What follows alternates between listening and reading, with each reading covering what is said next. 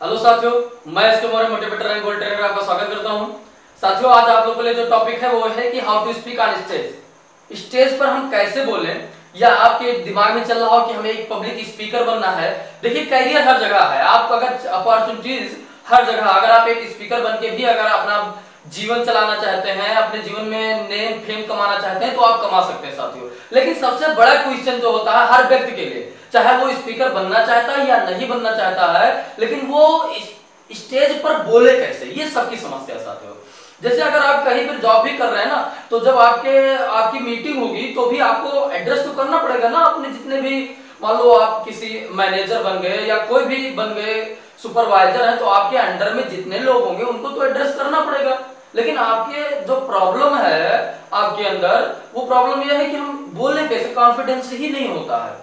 और जब बोलने जाते हैं तो पैर कांपने लगता है, जो जानते हैं वो सब भूल जाते हैं। साथियों, मैंने देखा है कि मेरे कुछ फ्रेंड है, हो सकता है मुझसे बेटर नॉलेज हो, but he can't speak on stage, वो स्टेज पर बोल ही नहीं सकते हैं। तो मैं ये बताऊंगा साथियों कि बोलते कैसे हैं और बोलते समय क्या क्या सावधानियां बरतते हैं, और अगर हम ऐसा कैसे बोले कि लोग हमसे इंप्रेस्ड हो जाएं, लोग हमें फॉलो करें, लोग हमसे आकर्षित हो जाए साथियों। तो हम आज इसी बातों पर डिस्कशन करेंगे साथियों, तो चलिए देखते हैं।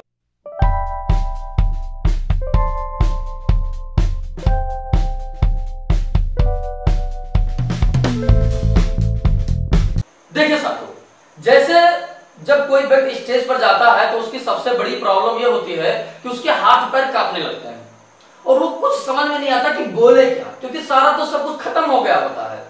तो उस कंडीशन में क्या करना है साथियों, आप जब स्टेज पर जाएं तो नॉर्मल खड़े हो जाएं। ये नहीं जैसे क्या होता है कि जब कोई बहुत नर्वस हो जाते हैं तो इधर से उधर, उधर से इधर मूव करते हैं, तो उससे उन लोगों जो सामने ऑडियंस बैठी है उसे पता हो जाता है कि जो स्पीकर है ये नर्वस हो रहा है साथियों। तो हमें ऐसा कुछ नहीं दिखाना साथियों। हाँ, हमें मूव करना है तो थोड़ा थोड़ा कभी कभी मूव करें, बहुत ज्यादा मूव ना करें, क्योंकि इससे लगेगा कि बहुत ज्यादा हम नर्वस हो रहे हैं साथियों। और जब भी हम खड़े हो तो एक शांत, बिल्कुल नॉर्मल खड़े हो, ना बहुत ज्यादा टांग दूर करके खड़े हो, ना बहुत ज्यादा पास करके, बिल्कुल सीधे खड़े हो जाए। ऐसा भी करना गलत होगा साथियों। इसलिए सबसे पहला पॉइंट हमें क्या ध्यान रखना है कि हम जब स्टेज पर पहुंचे तो बिल्कुल कैसे रहे, नॉर्मल। दूसरा बात हमें क्या ध्यान देना साथियों कि जब भी हम स्टेज पर पहुंचे हम एक विजुअलाइजेशन करें। विजुअलाइजेशन में क्या करना है कि हाँ, मैं एक अच्छा स्पीकर हूं, मैं जब स्टेज पर बोलता हूं तो जितने भी लाखों हजारों ऑडियंस बैठे होते हैं वो तालियों से मेरा स्वागत करते हैं, उनको मैं बहुत अच्छा लगता हूं, वो मेरा स्पीच सुनने के लिए हमेशा उत्साहित रहते हैं। ये मतलब हम विजुअलाइजेशन करें, क्योंकि effect of visualisation is very affected on my mind. हमारे जो दिमाग पर विजुअलाइजेशन का प्रभाव होता है बहुत इफेक्टेड होता है साथियों। जैसा हम विजुअलाइज करते हैं वैसा ही सामने क्रिएट होता है। दिस इज ट्रू साथियों। सो हमें यह देखना है कि हम विजुअलाइजेशन करें कि हाँ, मैं स्टेज पर गया, वहां पर बहुत अच्छा बोला, लोग हमसे इंप्रेस्ड हो गए और वो हमें ही सुनना चाहते हैं। ऐसा जब विजुअलाइजेशन करेंगे तो हमें अपने आप में आत्मविश्वास आएगा, कॉन्फिडेंस। और आप जानते हैं साथियों कि जो सेल्फ कॉन्फिडेंस होता है वो किसी भी व्यक्ति को सफल बना सकता है, कहीं भी, किसी भी क्षेत्र में साथियों। इसलिए पहले नॉर्मल खड़े हो, फिर विजुअलाइजेशन करें, हाँ मैं बहुत अच्छा बोल रहा हूं और जो ऑडियंस है हमसे बहुत इफेक्टेड है साथियों। तीसरा पॉइंट हमें ध्यान रखना है साथियों कि जब भी हम कहीं भी बोलने जाए, किसी भी मंच पर, चाहे वो कोई कॉलेज हो, चाहे कहीं किसी कंपनी का मीटिंग हो, या कहीं नॉर्मल किसी को मोटिवेट करना हो, किसी को एड्रेस करना हो, तो हमारा प्रिपरेशन जबरदस्त होनी चाहिए। तैयारी जो जबरदस्त हो, किसी भी टॉपिक पर जो बोलना हो। क्या है साथियों कि प्रिपरेशन इसलिए जबरदस्त होनी चाहिए क्योंकि जब हम कहीं बोलने जाएंगे तो लोग हमें ये सोचकर सुनेंगे कि ये बहुत अच्छा हमें आज बताएगा। और जब साथियों हम बहुत अच्छा बता ही नहीं पाएंगे तो उसके बाद हमें शायद कभी अपॉर्चुनिटी ना मिले बोलने का। इसलिए जब भी हमें ऐसा मौका मिले हमें प्रिपरेशन अच्छा करना चाहिए साथियों। और कोशिश ये करना चाहिए कि हम जो भी बोलना हो नॉर्मल हमें याद, लेकिन अगर आपको याद नहीं होता है तो आप एक लेटर पर लिख के ले जा सकते हैं साथियों, क्योंकि गलती करने से अच्छा है आप देख के बोले, क्योंकि देख के बोलना गलत नहीं है। देख के बोलना क्या गलत नहीं है। अगर प्रैक्टिस करने से आपको याद हो रहा है तो याद करिए, अगर नहीं हो रहा है तो कोई बात नहीं, आप तैयारी करिए और एक लेटर पर लिख के ले जा सकते हैं साथियों। उसके बाद अगला पॉइंट आता है कि हमें प्रैक्टिस करना चाहिए। जब हम तैयारी कर लें तो प्रैक्टिस करें। बट हाउ, कैसे करें प्रैक्टिस? साथियों, आपका अपना रूम हो या कहीं भी दोस्त हित मित्र से मिले, उनके सामने आप बोलिए। अब शर्माइए मत। मुझे पता है जब आप बोलेंगे तो लोग आपको भला बुरा कहेंगे, ये तो कुछ बोल ही नहीं पाता है, लेकिन आप शर्माइए मत, आप बोलिए, क्योंकि प्रैक्टिस मेक्स मैन परफेक्ट। जब आप बोलेंगे तो आप परफेक्ट बनेंगे साथियों। अगर कहीं नहीं बोल सकते तो आप अपने रूम में अपने मिरर के सामने बोलिए साथियों।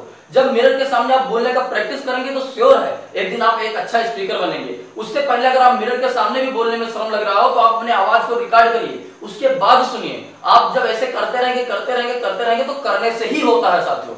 ऐसा जब करेंगे तो आप एक दिन अच्छा स्पीकर बन जाएंगे साथियों। उसके अगला पॉइंट हमें ये ध्यान देना साथियों कि जब हम मंच पर पहुंचे तो एक रिलैक्स मूड में हो, बिल्कुल घबराहट नहीं।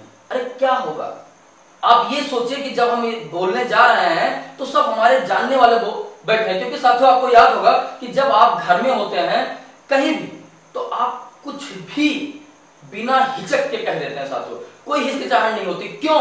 क्योंकि वहां पर आपको कोई डर नहीं होता। लेकिन जब आप स्टेज पर पहुंचते हैं तो आपके अंदर हिचकिचाहट होती है, क्योंकि वहां पर आपके अंदर डर होता है। वही डर को हमें निकालना है, हमें रिलैक्स होना है।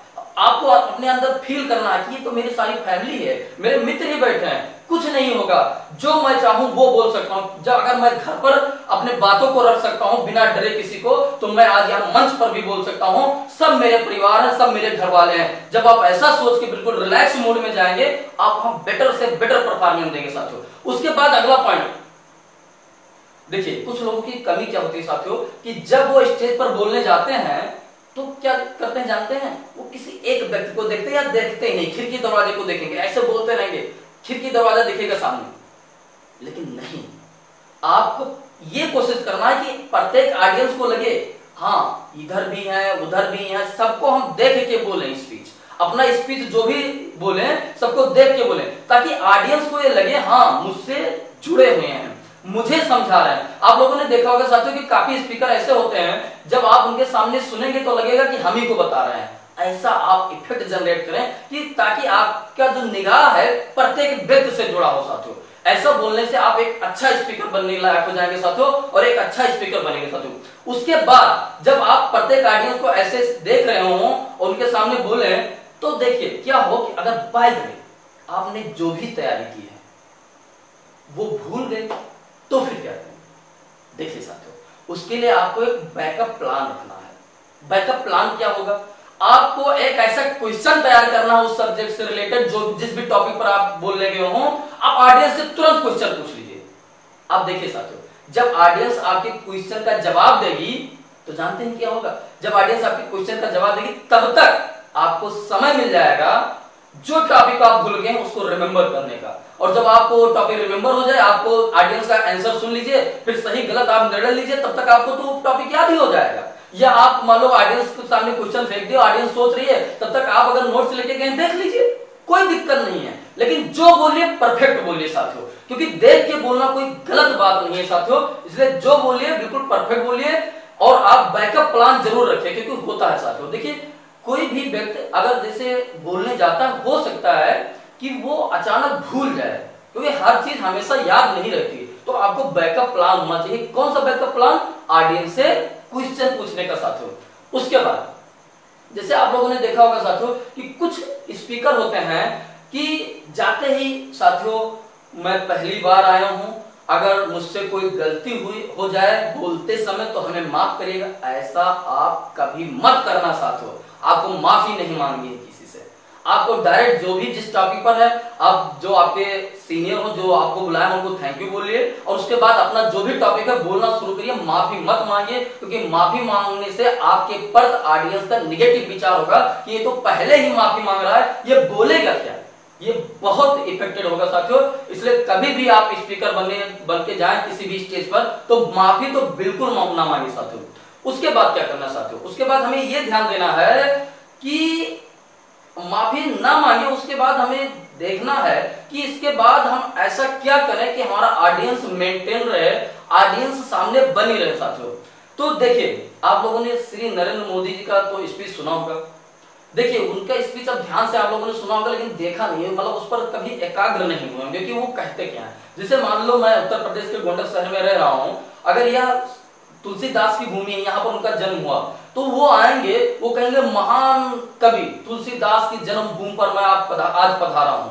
आप उस शहर से रिलेटेड कोई ऐसी चीज याद रखिए जो ऑडियंस को बताएं और ऑडियंस आपसे जुड़ जाए। कोई इवेंट अगर उससे आप पहले गए हो तो उसको याद करिए, अगर कुछ वहां का महान विभूति हो तो उसके बारे में आप बताइए। ऑडियंस 100% आपसे इफेक्टेड होगी साथियों, आपसे इंप्रेस्ड होगी। आप उसके बारे में कुछ बताइए, जैसे श्री नरेंद्र मोदी जी बताते हैं, उनसे भी एक अच्छा स्पीकर बनने को हम सीख सकते हैं साथियों। उसके बाद आप क्या करिए कि जब मान लो कोई छात्र हैं या किसी भी व्यवसाय में कोई भी जीवन है आपको साथियों, तो आप ये कोशिश करिए कि आपको जहां भी चांस मिले एक चांस ढूंढिए अपने आप को रिप्रेजेंट करने के लिए। जब आप ऐसा करने के लिए आप एक चांस ढूंढेंगे, श्योर है साथियों कि आपको मौका मिलेगा बोलने का और एक दिन आप एक अच्छा स्पीकर बन ही जाएंगे साथियों। इसलिए साथियों आप चांस ढूंढते रहिए, मौका ढूंढते रहिए कि आपको बोलने का मौका मिल जाए साथियों। ओके साथियों, मुझे उम्मीद है कि इन सारे पॉइंट से एक कोई भी व्यक्ति, नॉर्मल से नॉर्मल व्यक्ति एक अच्छा स्पीकर बन सकता है साथियों। इसलिए इन सारे पॉइंट को आप एकाग्र होकर के अनुग्रहित करिए और उसके बाद प्रैक्टिस करिए। एक दिन आप एक अच्छा स्पीकर बन सकते हैं और आप स्टेज पर बिना हिचक के बोल सकते हैं साथियों। ओके साथियों, अगर आपको मेरा वीडियो पसंद आया तो हमारे वीडियो को लाइक करिए, शेयर करिए, सब्सक्राइब करना बिल्कुल ना भूलिए। फिर मिलते हैं अगले जबरदस्त वीडियो के साथ।